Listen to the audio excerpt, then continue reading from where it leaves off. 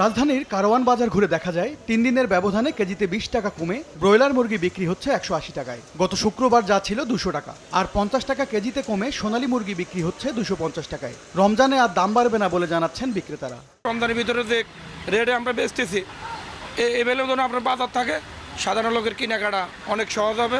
বেচা বিক্রি কমে যাওয়ার খবর দিয়ে মাছ বিক্রেতারাও জানালেন জাত ভেদে দাম কমেছে 50 থেকে 100 টাকা। অন্যান্য জিনিসের তুলনায় মাছের বাজারে কাস্টমার কম, কারণ ক্যান্টিনগুলো বন্ধ, হোটেলগুলো বন্ধ।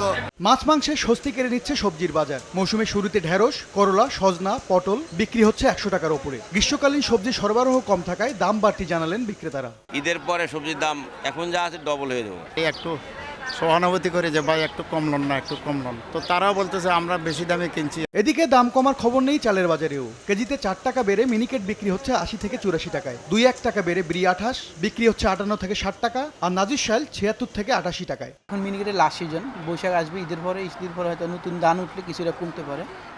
আর এখন যে দাম বাড়ার কারণে হচ্ছে ধান নাই মিলেরদের কাছে। চালের বাজার নিয়ন্ত্রণে রাখতে আমদানি অব্যাহত রাখার দাবিও জানিয়েছেন খুচরা বিক্রেতারা। এম এস আরেফিন, সময় সংবাদ, ঢাকা।